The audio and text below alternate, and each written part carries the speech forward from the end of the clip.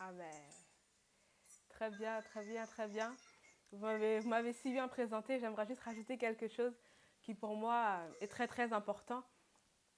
Je suis la fille du pasteur C.C. Ntela à Nantes. C'est le pasteur C.C. Ntela qui dirige euh, l'église Ridi, Rien n'est impossible à Dieu. Et aussi la fille de Maman Joujou Ntela. Je ne sais pas si vous pouvez me dire si on m'entend bien, si ça coupe pas, si... Ah Seigneur, fais-nous grâce. Fais-nous grâce. Est-ce que vous m'entendez bien de mon côté? Ça a coupé.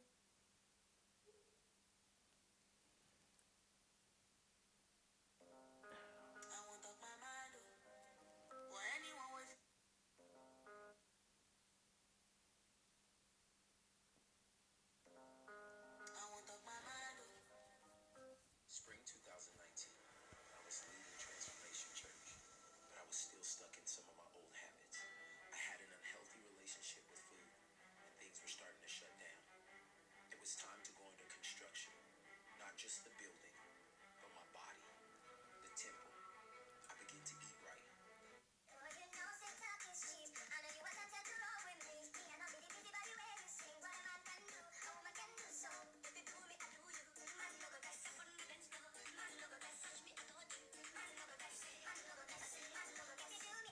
Connexion.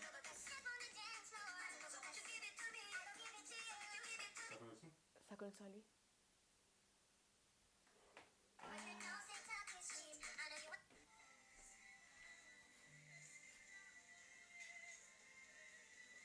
Hello, hello, hello, hello. On était déjà là en train d'évoluer.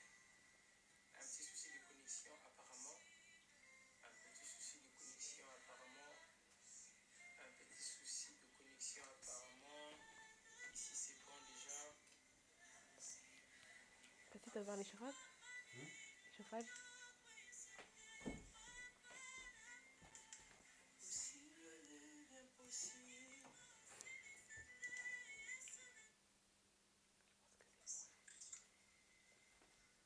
C'est bon. C'est bon. Ok, très bien. Ça va le faire, ça va le faire. Je disais donc que vous m'avez si bien présenté, mais j'aimerais rajouter quelque chose à ma courte présentation. Je disais donc que je suis la fille du pasteur C.C. Ntela qui se trouve à Nantes et qui dirige l'église Ridi. Rien n'est impossible à Dieu. Notamment la fille de Maman Joujou Ntela. Donc je pense que tout a été dit. On ne va pas faire passer plus de temps. J'aimerais juste que tu puisses inviter ton ami, inviter ta soeur, ton frère, inviter ta cousine, inviter ta maman, ton papa, inviter quelqu'un qui doit entendre ce message sur la liberté. J'aimerais qu'on puisse juste prier quelques secondes ensemble afin de soumettre ces instants à l'Esprit de Dieu. Seigneur, nous voulons prier ensemble comme une seule personne afin de te remettre ces instants. Nous te prions, toi qui sais parler et qui as les mots justes afin de changer la vie d'une personne, que tu puisses le faire au travers de nous ce soir. C'est vrai que nous ne sommes pas qualifiés selon les hommes, mais toi, tu nous as choisis afin de nous qualifier. Voilà pourquoi nous te demandons de nous assister ce soir. Nous faisons mention de toi et nous avons conscience que partout où nous faisons mention de toi, toi, tu te manifestes. Esprit de Dieu, je te prie de te manifester. Le Dieu de mon Père, tu n'es pas très loin. Tu as dit que tu le feras avec moi ce soir. Je veux croire que tu peux le faire. Dans le nom de Jésus-Christ, nous avons ainsi prié et nous disons Amen. Amen, amen, amen, amen, amen, amen. Continuez à inviter, n'hésite pas, continue à inviter. Nous allons passer de bons moments. J'aimerais aussi bénir la vie de maman Sissi Bogoli, qui a, je crois, donné l'accès au pasteur Max pour pouvoir organiser cette conférence ensemble autour de la parole de Dieu. Alors le sous-thème que j'ai, c'est réellement libre. Est-ce que quelqu'un peut écrire avec moi réellement libre, réellement libre, réellement libre, réellement libre. J'aime lorsque je prêche qu'il y ait interaction entre ceux qui sont connectés et moi qui suis en train d'apporter la parole réellement libre. Et lorsque le pasteur Max m'a donné ce sous-thème, ça m'a emmené directement dans Jean 8. Sois béni toi qui commente. Jean 8, au verset 36. Est-ce qu'on peut aller ensemble? Jean 8 au verset 36. Jean 8 au verset 36. Merci Seigneur parce que tu veux nous faire du bien. Jean 8 au verset 36. La Bible déclare, je lis au nom de Jésus-Christ, « Si donc le Fils vous rend libre, mentir. S'il y a une personne qui se lève en train de dire qu'il sera capable de t'apporter la délivrance dont tu as besoin, alors il ou elle est en train de mentir. Parce que ici, la personne qui est capable de donner la vraie liberté selon ma Bible, c'est le Fils lui-même. Il y a ici une condition. La Bible déclare, si donc le Fils vous rend libre, alors certainement, vous deviendrez libre. Ici, on ne parle pas d'une autre personne que le Christ. Et lorsque on entre en profondeur dans Jean 8, j'aimerais qu'on puisse peut-être lire pour qu'on puisse bien comprendre le contexte. On va commencer au verset 33. La Bible déclare, ils lui répondirent, nous sommes la descendance d'Abraham et nous n'avons jamais été esclaves de personne. Comment dis-tu que vous deviendrez libres? Jésus leur dit, en vérité, je vous le dis, quiconque commet le péché est esclave du péché. Or, l'esclave ne demeure pas toujours dans la maison, le Fils y demeure dans la maison. Si donc le Fils vous rend libre, vous serez réellement libre. La Bible déclare que le Christ dira, je sais que vous êtes la descendance d'Abraham. Ici, le Christ est en train de parler de la liberté. Ici, le Christ est en train de parler de la délivrance. Et ce qui est étonnant, c'est que les Juifs appuient leur liberté ou encore appuient leur délivrance par le fait qu'ils proviennent d'Abraham. Ils appuient le fait qu'ils peuvent accéder à la délivrance. Ils s'appuient sur leur provenance, d'où ils viennent. Mais le Christ est en train de leur faire comprendre que la liberté dont je parle ne dépend pas de d'où vous venez. La délivrance dont je parle ne dépend pas de la personne qui vous a engendré.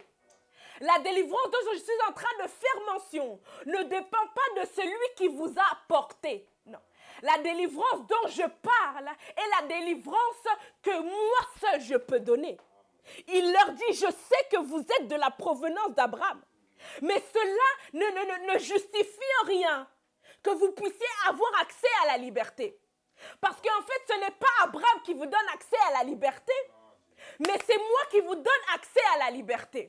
Parce qu'un esclave, ne peut donner la liberté à un autre esclave. Parce qu'un esclave ne peut donner la liberté à un autre esclave, alors vous ne pouvez vous dire libre par Abraham. Je ne peux me dire libre par une personne faite de chair et de sang. Ma liberté ne vient pas de mon père, le pasteur CC. J'entre dans cette dimension de liberté parce qu'il y a le Fils. J'entre dans cette dimension de liberté parce que dans l'équation de ma liberté, le Fils est mentionné.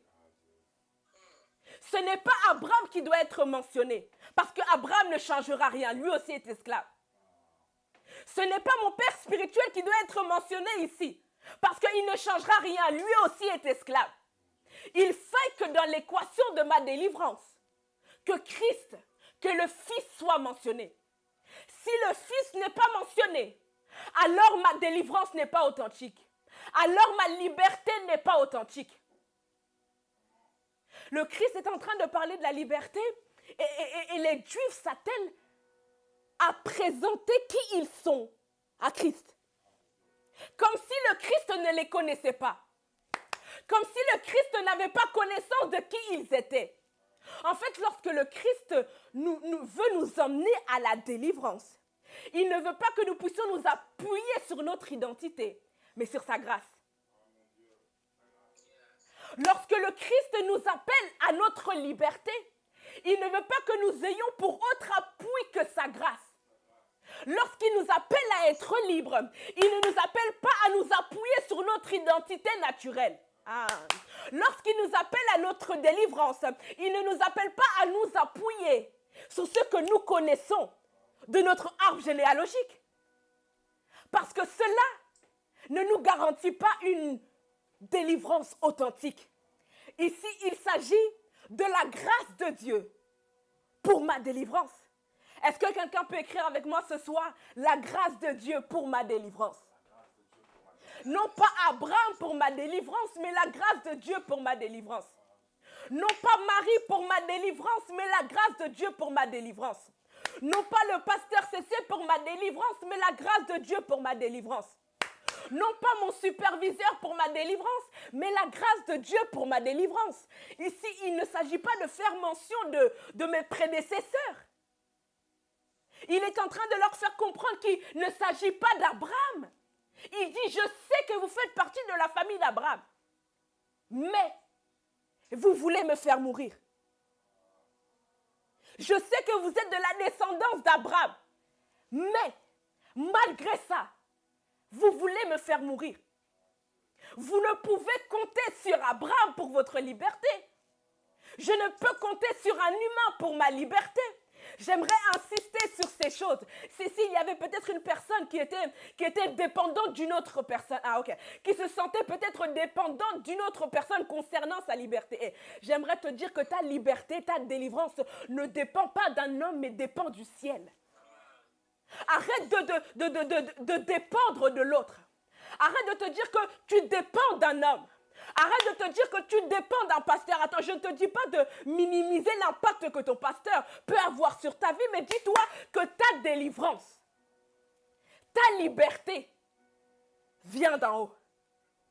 Ta liberté n'est pas terrestre, mais en réalité, ta liberté est céleste. Ta liberté n'est pas physique, mais en fait, ta liberté est spirituelle. Ta liberté n'est pas visible, mais ta liberté est invisible. Elle ne dépend pas d'Abraham. Elle ne dépend pas de mon identité. Pasteur, tu sais, si notre délivrance ou encore notre liberté dépendait de notre identité, alors personne d'entre nous seront libres. Si la délivrance du peuple d'Israël dépendait de leur identité, alors ils ne seront jamais libres. Parce que c'était un peuple qui agissait et qui attristait le cœur de Dieu. Alors si leur délivrance dépendait de ce qu'ils faisaient, si leur dépendance dépendait de ce qu'ils étaient, alors jamais ils allaient sortir sous l'oppression de Pharaon. Je te prie d'arrêter de compter sur qui tu es. Compte sur ce que le Seigneur est pour toi. Je te prie d'arrêter de compter sur ce que tes ancêtres ont été, mais de compter sur ce que Dieu est. Regarde, tes ancêtres étaient, alors ils sont au passé. Mais ma Bible me dit que Dieu était, est et sera. Il est plus intéressant de compter sur celui qui était, qui est et qui sera, au lieu de compter sur ceux qui étaient. Je te prie ce soir d'arrêter de compter sur ceux qui étaient. Parce que ceux qui étaient sont passés. Ceux qui étaient sont sous la terre. Ceux qui étaient ne sont plus visibles. Il est plus intéressant pour toi et moi de compter sur celui qui était, qui est et qui sera. Et qui sera. J'aimerais qu'on puisse utiliser ce soir, ici était mon introduction, mais j'aimerais qu'on puisse utiliser ce soir Jean 11 par la grâce de Dieu. Nous allons étudier ensemble l'histoire de notre frère Lazare. Oui, notre délivrance ne dépend pas de Lazare, mais nous pouvons être bénis par son histoire. Parce que dans l'histoire de Lazare, il y a aussi Jésus. Et comme il y a Jésus, alors certainement, nous pouvons être impactés. Je vais lire Jean au chapitre 11. La Bible déclare, il y avait un malade, Lazare de Béthanie, village de Marie et de Marthe, sa sœur. Marie était celle qui oignit de parfum le Seigneur et lui essuya les pieds avec ses cheveux. Et c'était son frère Lazare qui était malade. j'aimerais qu'on puisse s'arrêter là d'abord et revenir sur ce que je disais. Lazare, tu es dans un combat. Lazare, tu es dans tes ténèbres. Mais tu ne peux pas compter sur la présence de Marie pour pouvoir garantir ta liberté. Même si Marie est celle qui a mis le parfum et qui a nettoyé avec ses cheveux. Pour ta délivrance, tu ne peux pas compter simplement sur la présence de Marie. Il faille que Marie aille chercher Jésus parce que Marie de elle-même ne peut garantir ta délivrance. Au contact de Marie, on ne peut peut-être pas être libéré. Il est possible qu'au contact de Marie, que tu ne puisses pas entrer dans ta délivrance. Il est possible que Marie ait impacté par le fait qu'elle ait parfumé le Seigneur. Mais cela ne garantit pas le fait que Marie sera capable de te faire sortir de ta mort. Voilà pourquoi j'étais en train de dire que ta délivrance ne peut pas se baser sur un homme. Marie peut avoir joué un rôle important comme Abraham. Mais dans la mort et dans la résurrection de Lazare, il fallait qu'une pièce maîtresse qui s'appelle Jésus puisse y entrer. Le problème, pasteur, c'est que nous voulons chercher la liberté partout, sauf chez Jésus. Nous voulons chercher la liberté partout, sauf chez le Seigneur. Nous voulons chercher la liberté chez nos parents. Nous voulons chercher la liberté chez nos frères. Nous voulons chercher la liberté chez nos sœurs. Nous voulons chercher la liberté chez nos enfants. Mais nous sommes incapables de nous asseoir et de nous dire que notre liberté dépend du Seigneur. Dépend du Seigneur. Dépend du Seigneur. J'aime comment le Seigneur fonctionne. Jean 11 au verset 33. On va commencer là. La Bible déclare, quand Jésus vit qu'elle pleurait et que les Juifs venus avec elle pleuraient aussi, il frémit en esprit et fut troublé. Il dit, où l'avez-vous mis? Seigneur, lui répondit-il, viens et vois. La Bible déclare, Jésus pleura. Les Juifs dirent donc, voyez comme il aimait. La Bible déclare, et quelques-uns d'entre eux dirent, lui qui a ouvert les yeux de l'aveugle, ne pouvait-il pas faire aussi que cet homme ne meure pas? Verset 38, la Bible déclare, Jésus frémissait de nouveau en lui-même. Et par la suite, il se rendit au tombeau. J'aimerais éclairer encore quelqu'un ce soir ensemble. Nous avons dit que nous sommes en train d'étudier le texte de Lazare. Et j'aime comment le Christ s'y prend. J'aimerais rassurer quelqu'un ce soir en lui disant que ton cas interpelle le Seigneur. J'aimerais peut-être rassurer quelqu'un en répétant que ton cas interpelle le Seigneur. Lorsque le Seigneur entend le cas de Lazare, c'est vrai qu'il ne se déplace pas directement. Mais nous allons voir, lorsque nous lisons bien, que le cas de Lazare interpelle le Seigneur. Ton cas de stérilité interpelle le Seigneur. Ton cas de maladie incurable interpelle le Seigneur. Ton cas d'incapacité de pouvoir dormir la nuit interpelle le Seigneur. Ton cas d'être incapable de prier seul interpelle le Seigneur. Ne crois pas que lorsque le Seigneur te voit dans ta situation, il acclame. Non. Ne crois pas que le Seigneur, lorsqu'il te voit dans ton trou, il t'acclame. Hey, j'aimerais parler à Joseph ce soir. Ce n'est pas parce que tu es dans le libre. Vous serez réellement libre. Si donc le Fils vous rend libre, vous serez réellement libre. Ah là là, je pense qu'il y a encore un problème au niveau de la connexion. Je ne vois plus bien, mais bon, on va continuer. Si donc le Fils vous rend libre, vous serez réellement libre. Réellement libre. J'aimerais introduire en clarifiant certaines choses concernant notre liberté. Concernant ce qui concerne ma délivrance. concernant concernant ce qui a trait avec le fait que je puisse sortir de ce péché, de cette situation, de cette montagne, de ces ténèbres-là. J'aimerais dire à quelqu'un ce soir que la vraie libération est donnée simplement par Jésus-Christ. La vraie libération, oh my God, ça a coupé. Oh my God. Aïe, aïe, aïe, aïe, aïe, aïe, ça va être compliqué. Hein. Seigneur, Dieu de gloire.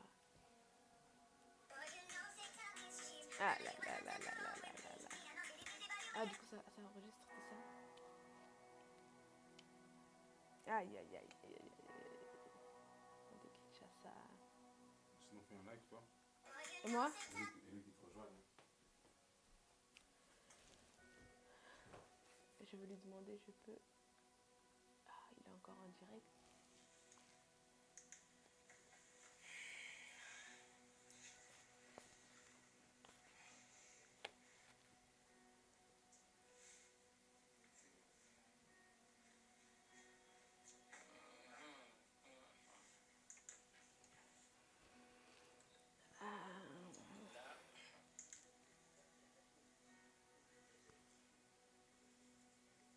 Je vais demander à rejoindre directement. La connexion, cette connexion. Aïe, aïe, aïe. Cette connexion, Seigneur.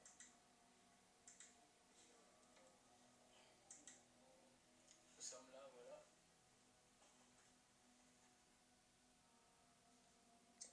Ah, Seigneur, fais grâce. Oh là là. Fais grâce, fais grâce. Je crois que si le Seigneur va nous accorder sa grâce et que cette connexion ne va plus nous déranger. Amen, amen, amen. Je disais donc que nous avons lu Jean au chapitre 8, verset 36, qui nous dit « Si donc le Fils vous rend libre, vous serez réellement libre. » Et j'étais en train de commencer à clarifier certaines choses. Je disais donc concernant notre délivrance, concernant notre liberté, concernant notre accès à la liberté. Et j'étais donc en train de dire à une personne ce soir que la vraie liberté n'est accordée que par le Christ. La vraie liberté ne peut pas être accordée par une autre personne que le Christ lui-même. La liberté authentique, la délivrance authentique ne peut être accordée par une autre personne que le Christ lui-même. Il n'y a pas une autre personne qui peut venir te donner, t'accorder la vraie délivrance. Le trou que tu dois dire que Dieu t'a oublié, non. Lorsqu'il te voit dans le trou, il est interpellé par ta situation. Il est interpellé par ce que tu es en train de vivre. Il n'est pas insensible par la situation dans laquelle tu es en train de passer. La Bible déclare au verset 33, première étape. La Bible déclare, alors Jésus est bouleversé. Au verset 35, la Bible déclare, deuxième étape, Jésus se met à pleurer. Et au verset 38, ma Bible me dit, de nouveau, Jésus est bouleversé. J'étais en train de dire à une personne que ton cas interpelle le Seigneur. Mais ce que j'aime avec le Seigneur, c'est que le Christ ne s'arrête pas simplement à constater ton cas. Mais à la suite, la Bible déclare, et il partit vers la tombe.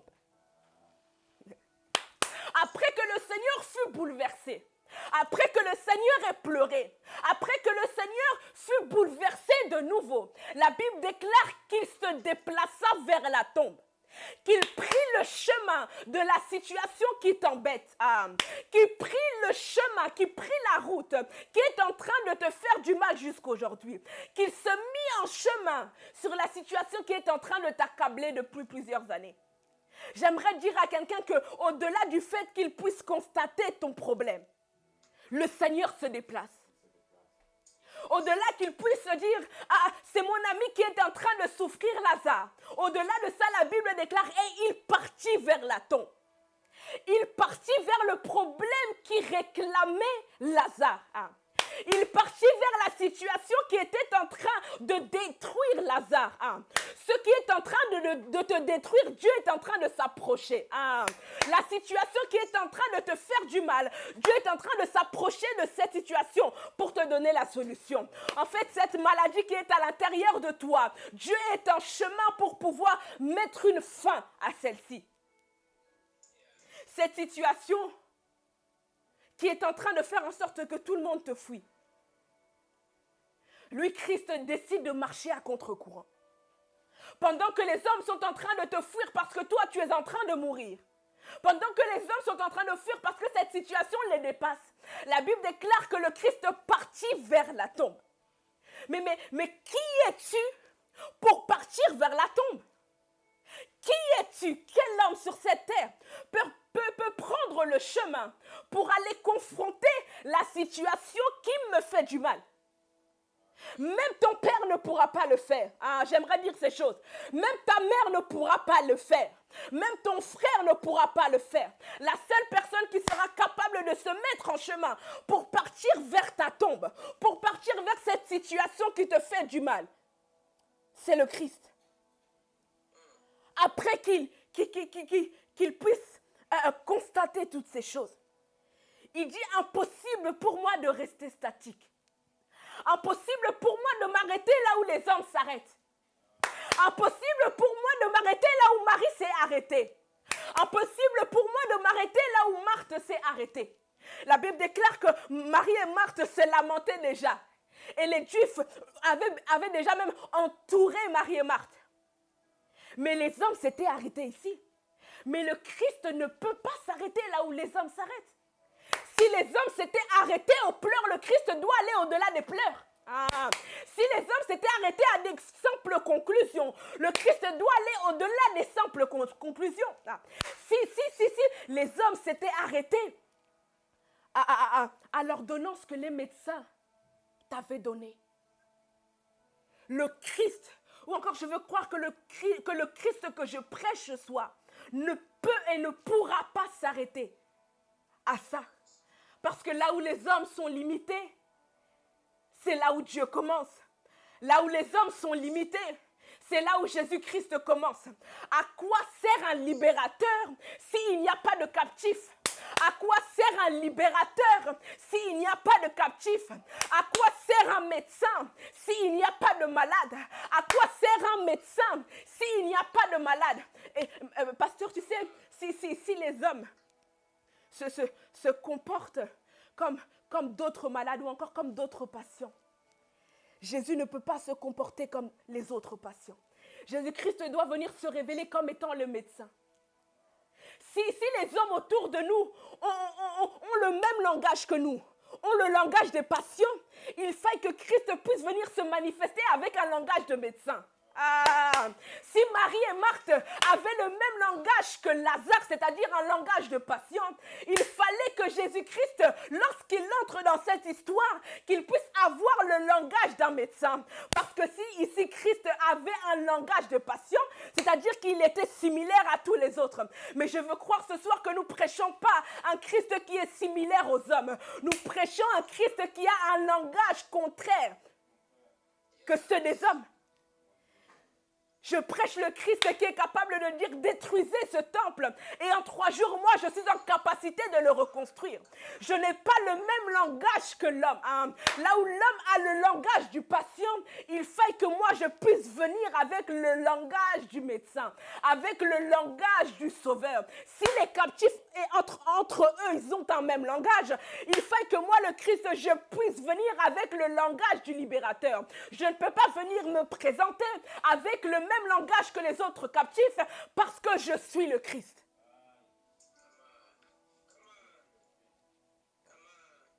Parce qu'il est le Christ. Nous pouvons entre nous avoir un même langage. Nous pouvons entre nous avoir une même façon de penser. Mais lorsque le Christ intervient, il faille qu'il vienne avec un autre langage. Et je veux prier pour la vie d'une personne ce soir, que Christ puisse intervenir dans ta situation, mais avec un autre langage. Que tu puisses entendre de tes oreilles pendant que je suis en train de déclarer ces choses, qu'il vient avec un langage différent des médecins, avec un langage différent de tes parents, avec un langage différent de tes amis, avec un langage différent de tes frères et sœurs. Parce que le Christ ne peut pas adopter le même langage que les captifs, parce que lui vient et intervient comme étant le libérateur. Est-ce que tu peux écrire avec moi le libérateur? Oui, Jésus est le libérateur. Il est le Christ. Il est le Christ. Il ne peut parler comme nous. Il est le Christ. J'aime au verset 43. La Bible déclare, après avoir dit cela, il cria d'une voix forte.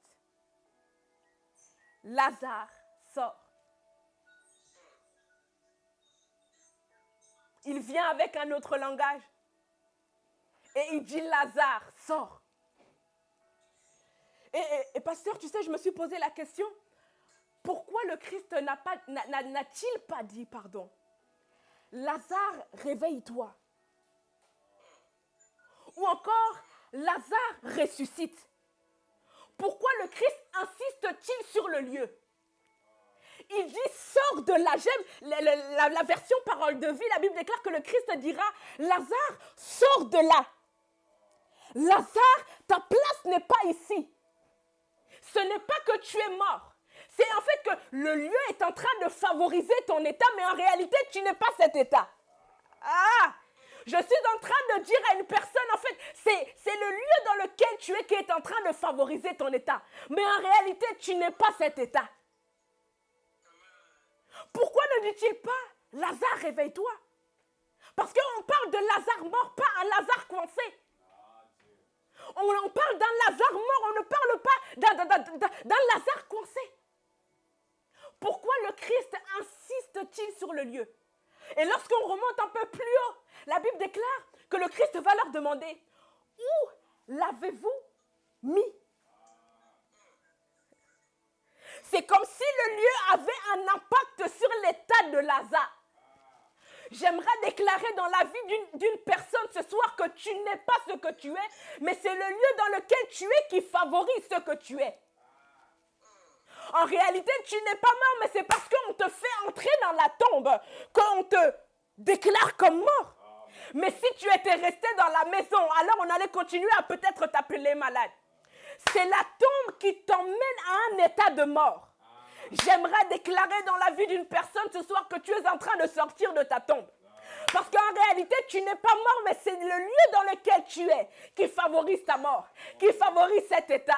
Je prie que tu puisses sortir le lieu de la mort ce soir. Je prie que tu puisses sortir le lieu de la stérilité ce soir. Parce qu'en réalité, tu n'es pas stérile, mais tu es dans la tombe de la stérilité. Voilà pourquoi tu te considères comme stérile, mais en réalité, tu n'es pas stérile. J'aimerais déclarer dans la vie d'une personne ce soir que tu puisses sortir de la tombe de la maladie. Parce qu'en réalité, tu n'es pas malade, mais c'est le lieu dans lequel tu es qui favorise ton état, mais tu n'es pas cet état. Tu n'es pas cet état. Je ne suis pas cet état. Je te prie de sortir de là où tu étais. J'aimerais jouer le rôle de Christ ce soir et te dire de sortir. En fait, tu n'es pas mort, tu es juste coincé. En fait, tu n'es pas mort, tu es juste coincé. En fait, il n'était ici pas question de mort, il était question de quelqu'un qui était coincé parce qu'il y avait une pierre qui se tenait au devant de sa tombe. J'aimerais déclarer dans la vie d'une personne que ta pierre est en train d'être déroulée parce que c'est le lieu dans lequel tu es qui favorise ton état. Et tu verras que si tu rentres chez toi, tu ne seras plus mort. Si tu décides de rester dans un lieu qui favorise un état de vie, alors tu seras en vie. si tu préfères rester dans un lieu où la vie est, alors tu vivras. Où est-ce que vous l'avez mis? Le problème n'est pas l'état de Lazare. Le problème est le lieu où vous l'avez mis. Le problème n'est pas l'état d'Isabelle, mais le problème est où avez-vous mis Isabelle? Le problème n'est pas l'état des chrétiens, mais où sont les chrétiens? Où l'avez-vous mis? Où est-ce que nous mettons nos frères et sœurs? Où est-ce que nous abandonnons nos frères et sœurs? Où est-ce que nous lâchons nos frères et sœurs? Ils sont malades, mais ils ne sont pas encore morts. Pourquoi nous les mettons déjà dans la tombe? Ils sont malades. Le Christ a dit qu'il est malade. Pourquoi vous l'emmenez à la tombe? Où l'avez-vous mis? Où est-ce que nous mettons nos frères et sœurs? Où est-ce que nous mettons nos Lazare? Nous allons comprendre par la suite ici que Marie et Marthe avaient un grand rôle à jouer. Lorsque Lazare est malade, où est-ce que tu mets Lazare? Lorsque Lazare est malade, où est-ce que tu positionnes Lazare? Est-ce que tu positionnes Lazare à telle sorte que la vie puisse être son partage? Ou tu positionnes Lazare à telle sorte que la mort soit son partage? Ici, c'est vrai que c'est le Christ qui venait donner la vie. Mais Marie et Marthe avaient un rôle à jouer ici, dans l'histoire de Lazare. Où l'avez-vous mis? Où l'avez-vous mis? Le verset 44, je ne sais pas si cette version va m'aller, mais la version Parole de vie, verset 44, je lis au nom de Jésus. La Bible déclare, et Lazare sort, virgule, lui qui était mort.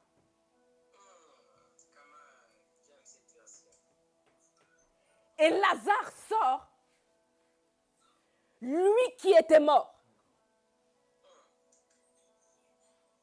J'aimerais encore une fois relever la foi d'une personne. Lorsque le Christ est dans l'équation de ta liberté, ton problème sera automatiquement conjugué au passé. Lorsque le Christ est la maîtresse pièce de ta délivrance, alors on parlera de ton problème au passé. La Bible déclare lui qui était mort. Lui qui était mort. On ne parle plus de la mort de Lazare au présent. Parce que la pièce maîtresse est déjà entrée sur le terrain de jeu. Et lorsque le Christ entre sur le terrain de jeu, ma situation ne peut être conjuguée au présent. Parce que lorsqu'il vient, il me rend libre. Il me rend libre, alors ma situation ne peut être conjuguée au présent. Lui qui était mort, lui qui était malade, lui qui était stérile, elle qui était stérile, lui qui n'avait pas d'enfant, lui qui n'avait pas de diplôme, lui qui n'avait pas de valeur aux yeux du monde, lui qui était malade, lui qui était abandonné. À partir du moment où tu entres en contact avec le Seigneur, ta situation est conjuguée au passé. Conjuguée au passé. Et au nom de Jésus-Christ, je veux déclarer pour une personne ce soir que ta situation est conjuguée au passé. Tu ne parleras plus de je suis, mais tu diras j'étais. Tu ne parleras plus de je suis, mais tu diras j'étais. Parce que s'il a été ainsi pour Lazare, il est possible que ce soit ton partage aujourd'hui. J'aimerais qu'on puisse juste revenir sur Jean 8. La Bible déclare, si donc le Fils vous rend libre, virgule, vous serez réellement libre. Et je suis partie chercher qu'est-ce que veut dire libre, qu'est-ce que veut dire rendre. Et Google me dira, pasteur, que rendre veut dire restituer. Rendre veut dire restituer, et restituer veut dire rendre quelque chose à son propriétaire légitime. Rendre quelque chose à celui qui lui revient de droit. La liberté est normalement ton partage. La liberté est normalement ce qui te revient de droit. Et lorsque le Fils se lève, il vient pour nous redonner ce qui nous revient de droit. Il vient nous redonner ce que nous avons au préalable perdu sur le chemin. Et j'aime parce que dans ce verset, il y a deux parties. D'un côté, le Seigneur nous restitue la liberté. Et de l'autre, nous devenons libres. D'un côté, le Seigneur nous restitue ce qui nous revient de droit. Et de l'autre côté, nous devenons libres. Nous allons le lire et nous allons le comprendre.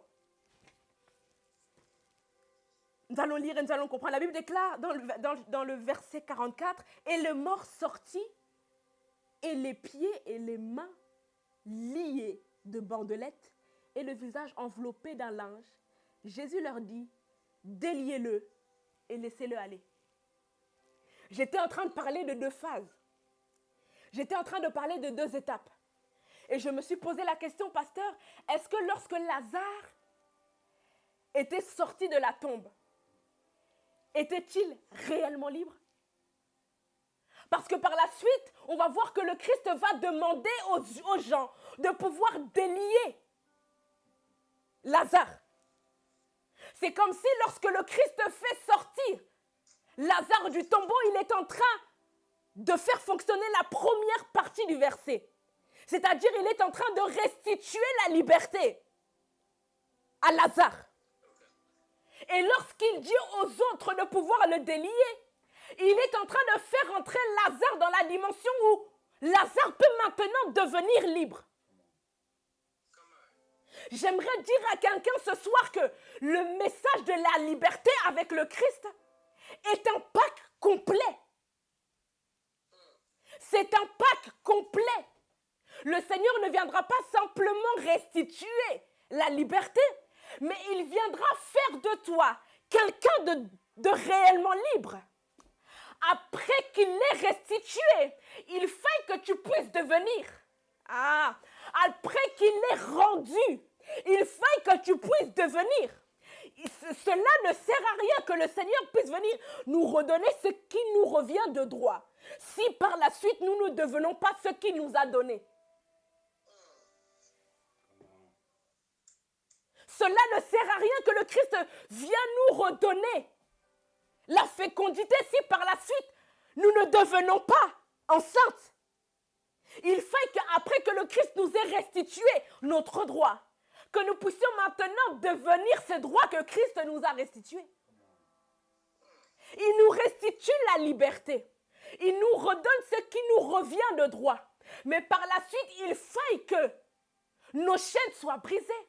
Il faut que les bandelettes qu'il y avait sur nos mains, sur nos pieds, puissent tomber. Parce que le Christ nous a déjà fait sortir de la tombe. Mais pour que notre liberté soit complète, il faut que le Christ puisse dire aux gens, déliez-le. C'est comme s'il était en train de dire que à ce moment précis, la liberté ou encore la délivrance de Lazare n'était pas encore complète. Mais comme le Christ est un homme qui emmène les autres à une liberté complète, il ne pouvait pas simplement s'arrêter à faire sortir Lazare de la prison. Il fallait qu'il puisse parler aux gens et leur dire, déliez-le. Parce que moi, lorsque j'apporte la liberté aux hommes, je la porte de manière complète. Après que je puisse faire sortir Lazare de prison, il faille que Lazare puisse être délié. Après que je puisse faire sortir Lazare de la tombe, il faille que vous puissiez le délier. Déliez-le et laissez-le partir. Il ne peut partir s'il n'est pas délié. Certes, je l'ai fait sortir de la tombe, mais si vous ne le déliez pas, alors il ne pourra partir. C'est comme si le partir de Lazare dépendait maintenant du déliement de ses liens.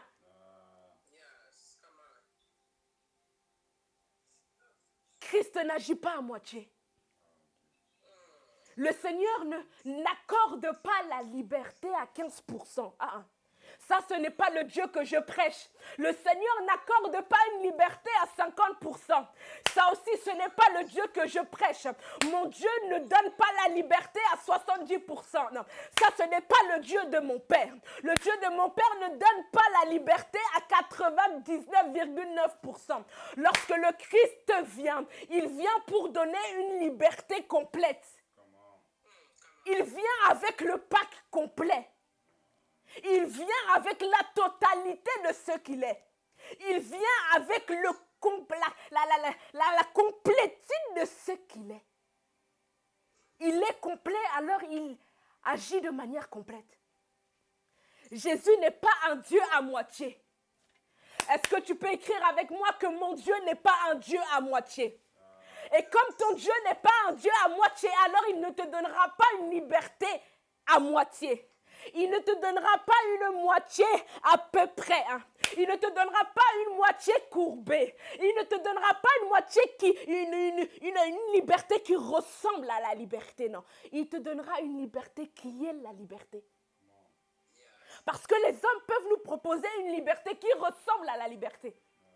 C'est possible qu'un homme puisse venir nous présenter une liberté qui ressemble, qui a la forme de la liberté. Mais mon Dieu ne donne pas une liberté qui ressemble à la liberté.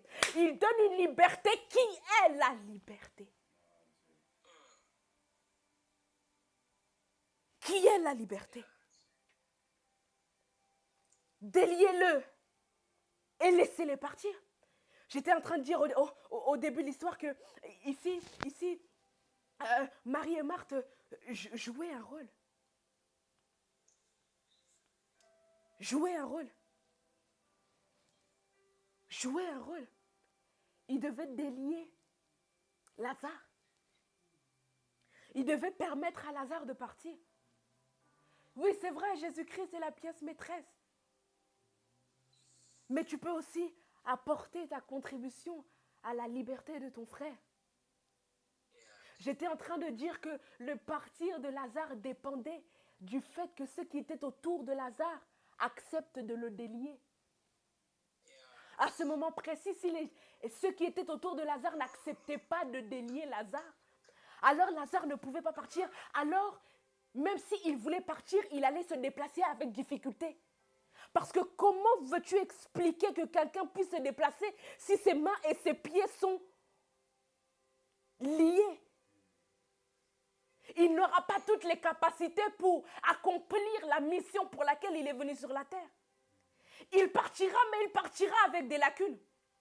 Voilà pourquoi nous voyons au milieu de nous des Lazare remplis de lacunes, remplis de défauts, remplis de lacunes, remplis d'incapacités physiques. De capacités physiques, pourquoi? Parce qu'ils sont encore liés. Ils sont sortis de la tombe, mais ils sont encore liés. Ils n'ont pas eu de gens autour pour pouvoir être déliés. Jésus a fait sortir Lazare de la tombe. Mais les gens qui sont autour avaient le devoir de délier Lazare. Et laissez-le aller.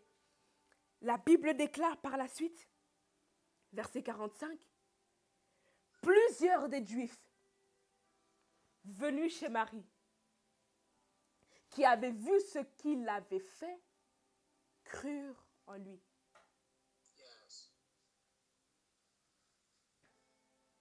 Après qu'ils aient vu ce que le Seigneur avait fait, pour Lazare, la Bible déclare qu'ils crurent. C'est comme si ta liberté sera l'appui sur lequel tu vas te baser pour évangéliser. Ou encore ta liberté deviendra ton message d'évangélisation. Ou encore ta liberté est la plateforme sur laquelle le Seigneur s'appuie pour pouvoir attirer d'autres personnes à croire en lui. Lorsque le Seigneur te libère, il ne te libère pas simplement pour toi. Lorsque le Seigneur te fait sortir de la tombe, il est en train de viser ceux qui sont en dehors de la tombe. Lorsque le Seigneur est en train de te faire sortir de la tombe, ce n'est pas pour toi qui es dans la tombe, mais il est en train de viser ceux qui t'attendent en dehors de la tombe. Je suis en train de prier pour la vie de quelqu'un ce soir en déclarant que ta délivrance ou encore ta liberté deviendra ton message d'évangélisation.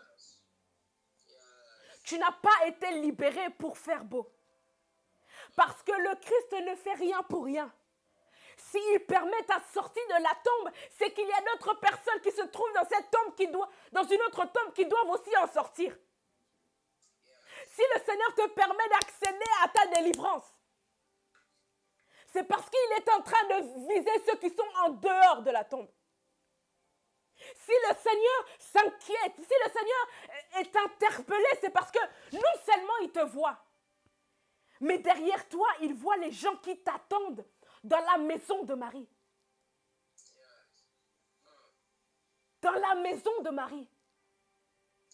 Il y a encore des gens qui attendent de voir pour croire. Et je veux prier que tu aies cet instrument qui permet aux autres de voir pour croire.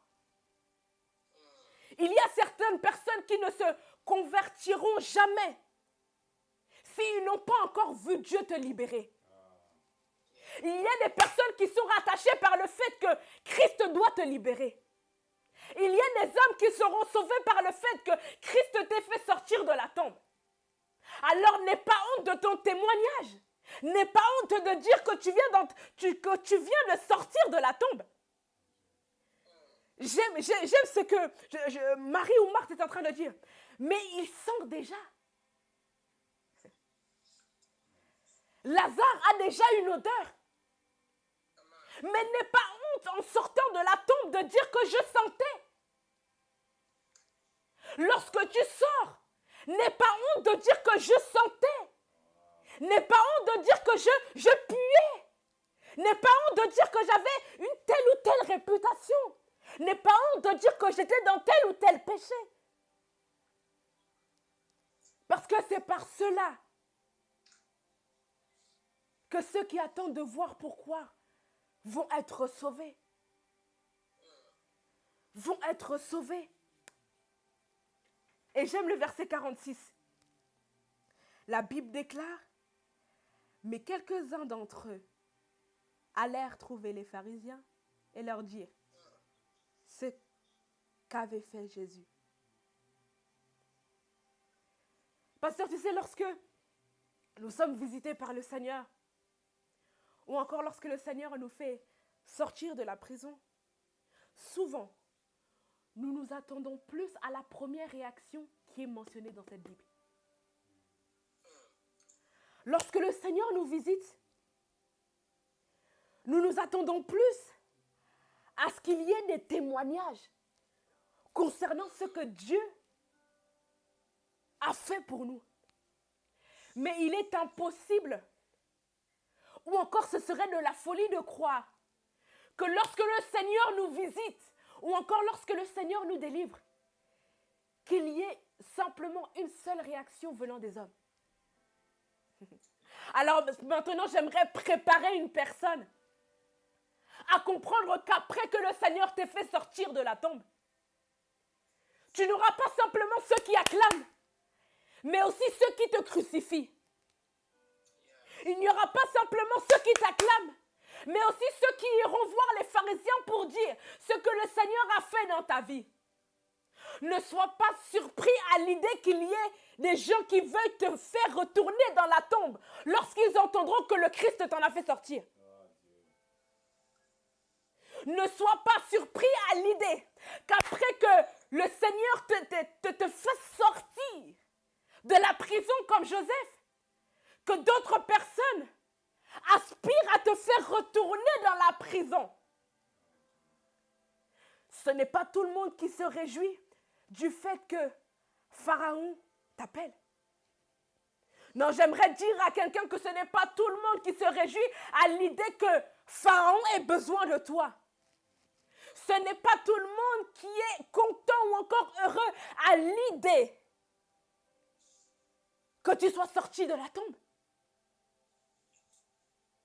J'aimerais préparer quelqu'un à comprendre que ce n'est pas tout le monde qui va acclamer. Après ta libération, c'est vrai, il y aura des gens qui vont acclamer et qui seront convertis. Mais il y aura aussi d'autres personnes qui auront un cœur plus noir que ce qu'ils avaient au début. Que ce qu'ils avaient au début. Ta liberté ne réjouira pas tout le monde. Ta liberté, Joseph, ne réjouira pas tout le monde. Ta délivrance ne réjouira pas tout le monde.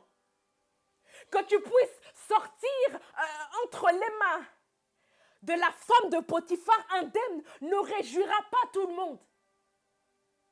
Et il y en a d'autres qui vont s'en servir pour en faire une force dans leur foi. Mais il y en a d'autres qui viendront dire, mais pour qui se prend-il? Pourquoi c'est lui que le Seigneur visite? Pourquoi c'est sur sa vie que le Seigneur décide de mettre sa main? Pourquoi c'est sur lui? Pourquoi c'est Lazare qui est choisi pour vivre cette expérience incroyable? Pourquoi c'est Lazare qui est choisi pour pouvoir vivre la mort et la résurrection? Pasteur, tu sais, il n'y a que celui qui est aimé de Dieu qui pourra traverser cette expérience. Il n'y aura que celui qui est aimé de Dieu qui pourra traverser cette expérience de la mort à la résurrection. Ce n'est pas tout le monde qui est choisi pour vivre cette expérience. J'aimerais dire à quelqu'un ce soir que si tu vis une expérience compliquée, c'est parce que Dieu t'aime en fait. C'est parce que tu es l'ami de Jésus. C'est parce que tu es le préféré de Jacob. Voilà pourquoi tu dois traverser toutes ces choses. Mais certainement après que tu traverses toutes ces choses, ta liberté est au bout du chemin. Ta liberté n'est pas très loin, certainement. Ils vont te délier et ils vont permettre que tu puisses partir. Ils vont te délier et ils vont te permettre à partir. Pasteur, tu sais ce qui est intéressant, c'est que les mêmes personnes qui ont constaté la mort de Lazare, c'est ces mêmes personnes qui étaient là lorsque Lazare ressuscite. J'aimerais dire à quelqu'un que les mêmes personnes qui ont constaté que tu as été jeté dans le puits, ce sont ces mêmes personnes qui vont constater que Pharaon t'a appelé. Ta libération n'est pas très loin. Dans le combat de ta vie, ta délivrance n'est pas très loin. Tu as l'impression d'être rejeté parce que tu es en train de passer par la mort. Mais en fait, tu passes par la mort. Bonne nouvelle, parce que Jésus t'aime. Ce n'est pas tout le monde qui peut passer par la mort. Celui qui passe par la mort, c'est celui qui est aimé de Dieu. Aimé de Dieu. J'aimerais qu'on puisse prier ensemble quelques minutes. J'ai à cœur qu'on puisse prier ensemble quelques minutes. Quelques minutes seulement. Et puis nous allons clôturer. J'aimerais premièrement, ensemble, pasteur, qu'on puisse prier pour toutes les personnes qui ont perdu la liberté. Hein. La Bible déclare que si donc le Fils vous rend libre, alors vous serez réellement libre. On va prier ensemble et tu peux prier aussi avec nous afin d'implorer le Seigneur et dire, nous avons besoin du Fils, nous n'avons pas besoin d'un homme. Jésus vient restituer la liberté à une personne qui l'avait perdue. Si elle pensait qu'elle dépendait d'un homme ou d'une femme pour pouvoir vivre la liberté, viens faire en sorte que le ciel d'une personne puisse s'ouvrir ce soir. Est-ce qu'on peut prier ensemble juste quelques minutes afin que la vie d'une personne puisse être impactée? Seigneur, j'aimerais prier, toi le Dieu de mon Père, toi le Dieu qui m'a délivré de tant de domaines, toi le Dieu qui m'a délivré du péché, toi le Dieu qui m'a délivré de l'impudicité, toi le Dieu qui m'a délivré de la timidité, de la peur, toi le Dieu qui est venu m'arracher dans la boue. Je viens prier afin que tu puisses restituer la liberté à une personne qui l'avait perdue. Oui, la Bible déclare que si donc le Fils vous rend libre, la Bible ne dit pas si donc les pasteurs vous rend libre. La Bible ne dit pas si donc Abraham vous rend libre. La Bible ne dit pas si donc Marie vous rend libre. La Bible ne dit pas si donc votre frère vous rend libre. Mais la Bible dit si donc le Fils vous rend libre, alors vous serez réellement libre. Et j'aimerais prier, implorer ta grâce dans la vie d'une personne, parce que ce n'est pas par la voix d'un homme, mais c'est par la voix de ta grâce. Voilà pourquoi nous prions afin que la liberté puisse être restituée dans la vie d'une personne qui l'avait perdue, non, ou encore dans la vie d'une personne qui pensait l'avoir perdue. Parce qu'en réalité, tu nous restitues, c'est-à-dire que tu viens nous redonner ce qui nous revient en réalité de droit. Je prie que quelqu'un puisse retrouver ce qui lui revient de droit. En tant que propriétaire légal de la liberté, je prie que tu puisses déclencher une pluie de liberté dans la vie de toutes les personnes connectées avec nous ce soir. Nous voulons croire que ce n'est pas en vain que tu as fait ces instants, mais parce que tu veux donner la liberté à une personne. Donner la liberté. J'aime l'autre partie qui dit « Alors vous serez réellement libres ». Nous allons ensemble insister sur le fait que nous sommes libres. Après que le Seigneur ait restitué la liberté, le Seigneur veut que nous puissions devenir libres. Que nous ne puissions pas simplement nous appuyer sur le fait qu'il est restitué, mais que nous puissions aussi devenir ce qu'il nous a restitué. Est-ce qu'on peut prier ensemble ce soir? Seigneur, je viens prier afin qu'au-delà que tu aies restitué, que quelqu'un puisse devenir libre. Non pas la liberté qui ressemble à la liberté, mais la liberté qui est réellement la liberté. Nous déclarons que nous sommes cette génération de personnes qui sont libres. De personnes qui sont libres. Des personnes qui sont libres. Non pas de personnes qui seront libres, mais de personnes qui sont aujourd'hui libres. Je prie, Seigneur, que tu puisses rendre libre une personne qui est connectée, qui ne puisse pas simplement s'attarder sur le fait que tu redonnes, mais qu'il puisse devenir le message. Je prie que quelqu'un puisse devenir le message de la liberté ce soir. Je prie que ce soir, que quelqu'un puisse devenir le message de la liberté. Qu'une personne puisse devenir la liberté même. Je prie que quelqu'un puisse porter le vêtement de la liberté, afin que partout où elle sera, qu'elle puisse communiquer la liberté qu'elle a reçue de toi. Au nom de Jésus-Christ, nous voulons devenir libres dans tous les domaines de nos vies, libres dans tous les domaines de nos vies, libres dans tous les domaines de nos vies. Au nom de Jésus-Christ de Nazareth. J'aimerais qu'on puisse finir et prier en disant, Seigneur, c'est vrai que c'est toi qui délivres.